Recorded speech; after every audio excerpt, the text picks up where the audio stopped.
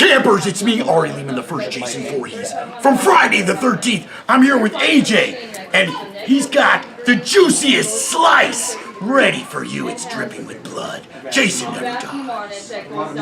What makes a horror film kill memorable, terrific, even in some way profound or poignant? Let's explore.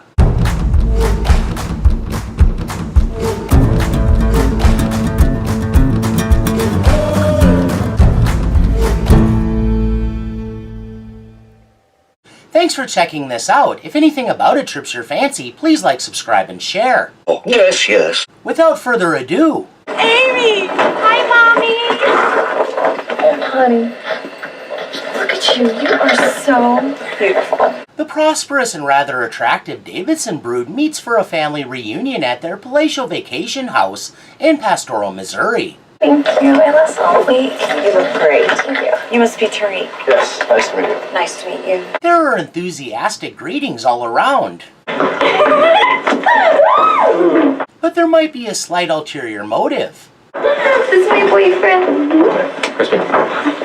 Everyone has brought along their significant other, but besides older brother Drake, who is married, everyone is meeting these partners for the first time. Oh, you must be Aaron. Yes. Oh my gosh, you're so beautiful. Oh, thank you. At least Aimee is quick with the compliments, although her status within the family quickly becomes even more apparent. Hey, where's my princess? Wouldn't you know it, proud of her man, she doesn't miss a beat introducing him to Dear Daddy. This is my boyfriend, Tariq. Hey, how are you? Nice to meet you. Welcome. Thank you. Tariq might be her first college boyfriend. She's sure intent on showing him off. Looker that she is, hard to believe he's her first boyfriend in general. I see how you can make a weak man stupid. Thank you. How do the other kids react when there's an obvious favorite child? Would like a glass of wine? I'll take some wine. Okay, let me take care of that right now. That's unfair. When there's one girl in the family, she tends to get special treatment more because she's the outlier than actual favoritism. That can be inversed too. Mom, Aubrey, has warm words. I just want you all to know how much it means to us that you're all here. Heartfelt sentiment followed by incoming gratitude in 3, 2, 1. So, thank you for coming. After the pleasantries, they adjourn to the dining room for a sumptuous feast and kindly inquiries into guests new to the assemblage. So Tariq, what do you do? I'm a filmmaker. Anyone in the early stages of their art learns quickly there are plenty of naysayers and those who treat incredulously any such quote-unquote dicey and risky life choice. Is that right? Wow. Yeah, he's really good. I don't think I know any filmmakers. That is so It's not a lot of this out there. interesting. Does anyone else hear more than a hint of condescension? Well, I've only made I'm not on TV. I've only made one documentary. It was at the Cleveland Underground Film Festival. Because you need to start somewhere and some underground buzz can offer much needed cred. What is an underground film festival? Do they show the movies underground? No. They should. No mistaking it this time, he was definitely patronizing. Aimee swoops in to defend her man's shaken honor before the family inquisition. Them above ground, but they.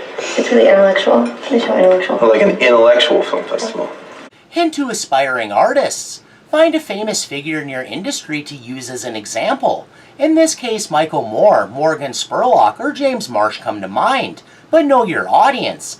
Dropping the wrong name can set off a bomb of conflicting ideologies. And simply point out this person is accomplished. And you work hard to, in your own way, emulate their success. That way the normies can better understand a template exists. And you aren't a crazy person chasing dreams like they're butterflies. Here, either Drake is a big brother giving his sister's boyfriend the business, or he really is an insufferable snob. Do you do commercials? Because those are my favorite. No. No. No, he doesn't do commercials. Really? I just think that is just the height of the art form these days. The latter seems to sum it up. Well, he makes documentaries, so... It's different. Yeah, but I mean, I think that He might just be a jackass. Kinda confirmed when he gets into a verbal joust with one of his brothers. You are so jealous of me. I'm jealous. Boys, You know what? I'm glad that this is coming out. With the attention off him, Tariq gets to be an uncomfortable wallflower like the other partners new to the Davisons. Witness to but in no way part of the family drama, thus feeling awkward and a little bored. Only something Ever since he's the one that shouted. seems to catch his interest.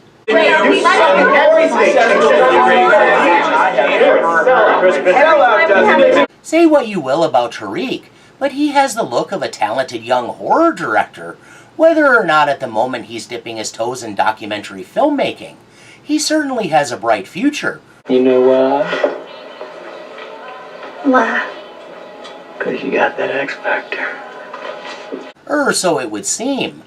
Focusing intently as he draws near, he directs his attention out the window.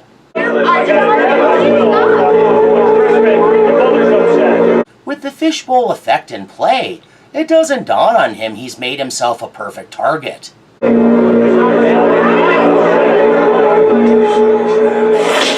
Even a fatal blow can be dealt so stealthily, so under the radar. Even in a room full of witnesses, it can go for a time unnoticed.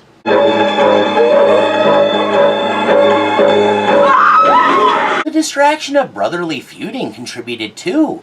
Maybe a lesson about containing eternal strife to avoid the kind of distraction that allows outside forces a foothold. Suddenly under attack,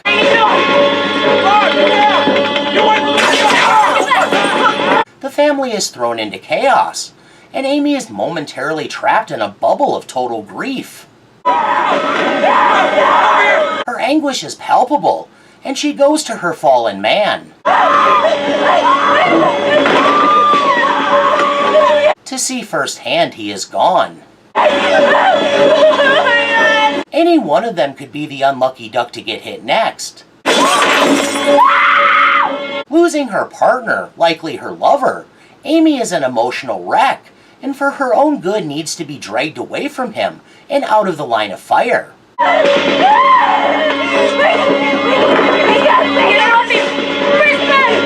Aaron, who it will turn out is a trained survivalist, and one of the all-time biggest badasses to ever grace a horror film, attempts to take command to rally the family. It's okay, it's okay. Look at me, you're gonna be fine, okay? Just stay down. Okay, we're gonna call 911. No service equals no calls for help.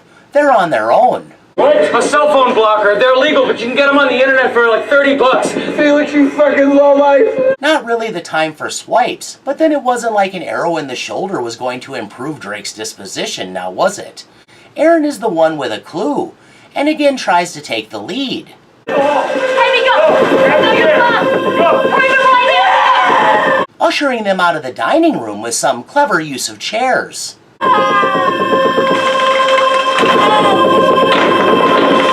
Home invasion's confusing high-adrenaline situations, so obviously the clearest, most level heads are the least likely to prevail. You see anyone? We need to do something. Somebody should make a run for the cars. No! Try to go get No, help. we can't go out there. Come on, it's the only. Having gone from living it up to just trying to live, the family again surrenders to their worst instincts. The fastest runner. Who is that? I'm the fastest, but I've got this fucking arrow in my head. Where's your shoulder? Feeling a hasty run to the car's their best bet. I didn't know that had to do with your legs if you never run, you fat fuck. And descend into a lot of hostile tongue-wagging over who is the most or least capable.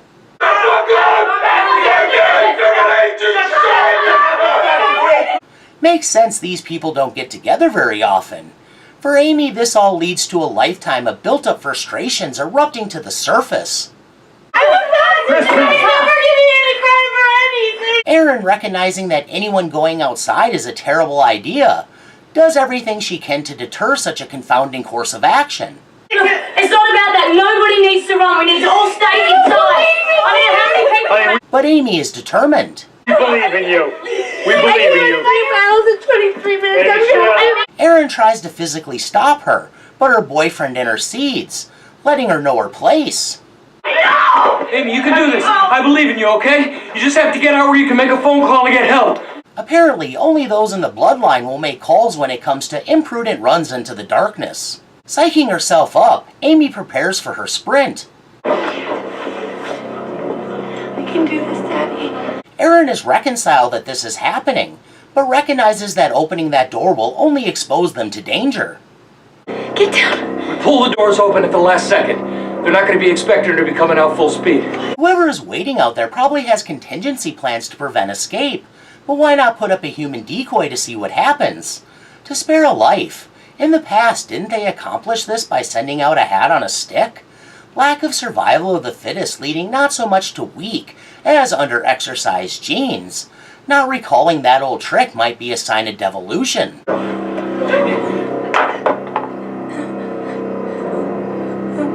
She kicks off her heels, and with that she's ready. She's got this. Someone needs to rise to the challenge. In so doing, she's exhibiting incredible bravery and courage. All she knows about the invaders is that they're killers, and yet she's willing to go out into the night.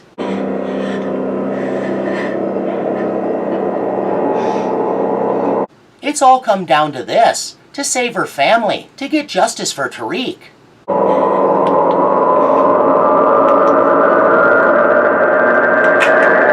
Suffering from an overinflated sense of her capabilities, without reservations or fears, she begins the race of her life.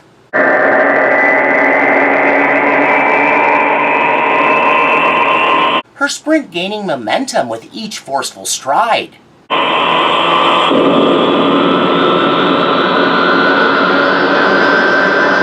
Now taking bets. Will she go down in a volley of arrows, or get attacked by a bear placed right outside the door?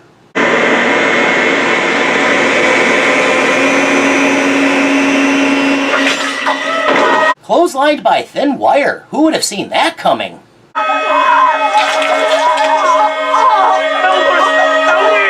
They do everything in their power to save her.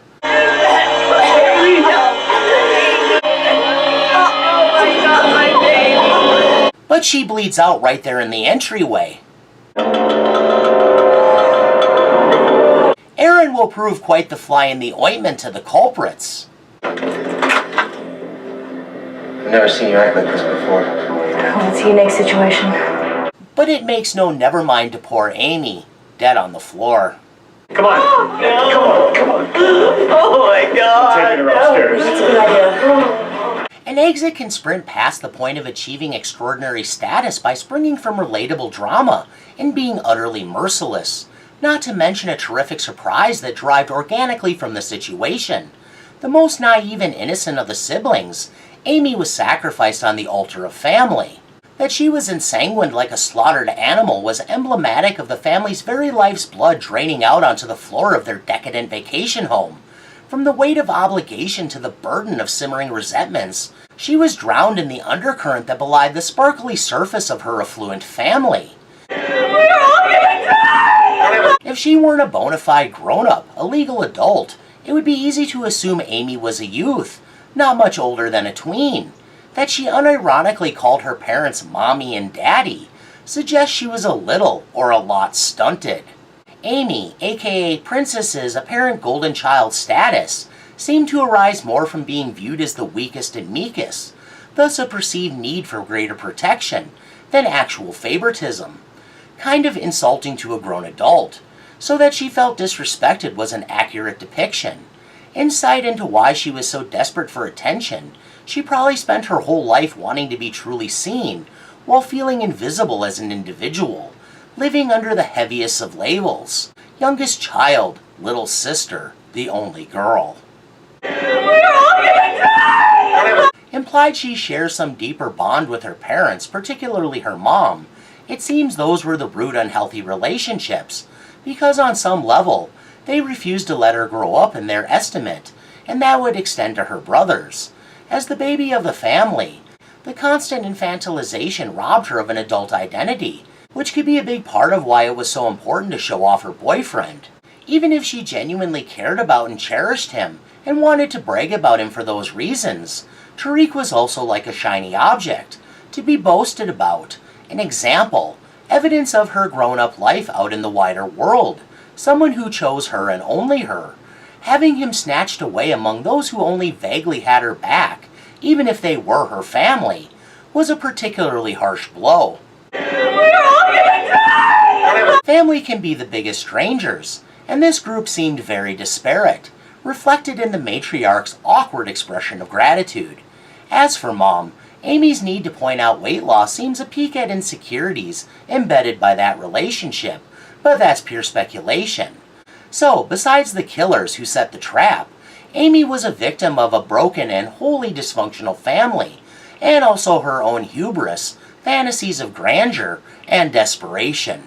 What this manifested in an ordeal was a quick death, but how could she know that could possibly happen, except for all the evidence all around her? Motivated by personal reasons, she was in an emotional fugue, scared, angry, maybe even vengeful. Why did she not only volunteer but insist on being the one to go? Why was she so intent? She was desperate for approval, for respect. She as the youngest was never likely to earn within a family so full of big, antagonistic, and overbearing personalities. From education to partners, they were all under scrutiny, and she was always going to be the runt of the litter, so to speak. We're all gonna die! There's a lot of tension in the Davison brood, and the relationships were all skewed, with a great deal of animosity between siblings, a toxic rivalry, a desire for one-upsmanship. So it's no wonder Aimee would bear the brunt of being the youngest, amid such tumultuous dynamics, and proliferate a need to prove herself worthy in the never-ending competition. It's obvious these people have marinated in their disdain for one another. Unfortunately, in many families, once roles are established, the scales are always going to read one way, no matter how different the actual measurements become, as members change, grow, and evolve, especially the least senior member. It was only out of the earth-shattering madness and commotion that her parents were dumbstruck enough to allow her to assert herself, the worst parental decision of their lives. No one should have tried to leave, and suggestions otherwise should have been met with suspicion, because unless you wanted someone to get killed, it was a very bad idea. There were so many intangibilities. Yeah, and I ain't in no mood to die tonight. With no thought towards what might await her, Aimee had no business even trying.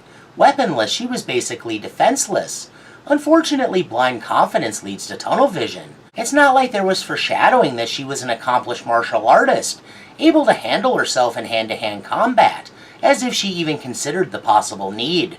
We're all gonna die! The whole setup illustrates exquisitely the power of fear, how it's as potent of a tool as a crossbow, driving people to act irrationally, and right into figurative cattle chutes. Their little girl shouldn't have been encouraged to grow up all at once, and go outside. This wasn't the turning point. Even had she made it beyond the door, what then? She's at the mercy of who knows how many aggressors, likely armed to the teeth and ready to halt any escapees. No logic was going to daunt Aimee. She was tired of feeling toothless, while teeth gnashed around her. And besides, what could go wrong? After all, she was a privileged child, the entitled daughter of a rich, well-to-do couple, so she couldn't conceive of failing, thus had no qualms about making that her moment to shine, and prove herself, despite the pointlessness of the perilous endeavor. All of this was such a crapshoot. The odds were always stacked against them, so unprepared were they about anything approaching a home invasion. The flagrance of the attack told us the killers had zero respect for those in the family they were targeting. The sudden attack pushed the whole haughty brood out of their comfort zone, but to what end? There wasn't enough unity among them to manage anything good, so theirs. Thus on the altar Aimee was sacrificed, for no good reason, a botched effort encouraged by family that might have lauded her as the girl and the baby, but not an autonomous individual. Actually, I misspoke. There was a good reason, for the killers. Her fast, brutal, and visceral death served to demoralize everyone else. We're all gonna die! The whole film is a testament to how misaligned family relationships can spell doom for the whole bloodline. Aimee's role may have in some ways put less pressure on her shoulders because her princess status was unshakable, but it also diminished her true value because she was valued less for her uniqueness than her place within the whole. It's like she got a lot of encouragement, just not always the right kind, so she was left a bit rudderless in life and the family, not feeling support from those who were supposed to be her support system, until they were supporting the worst mistake of her life. Parenting never exactly ends, but for Mommy and Daddy, Apparently all it took was being put in danger to abdicate all protective duties. All who pressed her or even just failed to dissuade her were as culpable in her death as the ones who set up the trap and who ordered them to do it. Interestingly, that Venn diagram has quite a bit of overlap, but that's all I'll say about that. Making some effort to stop her, Erin was the only one who passed that moral litmus test. Stifled by her beau, her hands were tied, much to her regret. Too new in the group to assert herself, even at the cost of a young woman's life. What a boondoggle all around. When all is said and done, where bad parenting and poor choices intersect, you find Aimee running into a tightly strung wire. Damn! Ambition outstripped by stark reality, it didn't take an oracle or even a wise visitor to point out what a bad idea it was for an unarmed young woman to try to leave the house. Children need to be loved, nourished, and enriched in ways well beyond the trappings of money. It would seem there was a dearth of that in the Davison home, and Aimee, as the overprotected one treated like a child well into adulthood, terminally infantized, was the biggest victim, in some way goaded by her whole advantage gilded cage life, into wanting to prove herself when she was the least prepared to do so. Yep, that stands up to scrutiny. Inundated as to the true foulness of life when a sudden attack took her boyfriend in an instant, her reaction wasn't to buckle and knuckle under, but fight. Only her run of glory was a misguided attempt to make up for a lifetime of feeling like the littlest, the smallest, the least. You're talking in circles. The film may bear some commentary about the insulated nature of the wealthy, how they are unprepared for evil without and within, making a point that no one is immune to the possibility of violence and untimely death, no matter how great their investments and liquid assets. I don't have time for these shenanigans. But their highfalutin status disconnected the Davisons from reality, Aimee perhaps most of all. In life, to get anywhere, it's important for your reach to exceed your grasp. But in this scenario, the reaching overextended in the worst way, leading to a slit throat, spouting blood. Sometimes dedication just leads to dead. Clearly this was all a cautionary tale, to not try to rise in the family ranks. It's all just too cutthroat. If I wanted a joke, I'd follow you into the John and watch you take a leak. Well, I've about reached the end of the rope, so I won't leave you dangling. Thanks for entertaining my audacity. Please share any refutations, opinions, accusations, japes, or other ideas in the comments below. And please join me for whatever I'm up to next time. Bye now. Bye, creepy man! Keep it creepy! He's a weird guy. Goodbye. No, I think we should stay in here and lock everything and wait till the police come by. In fact, we should hang a sign out an upstairs window, SOS or something.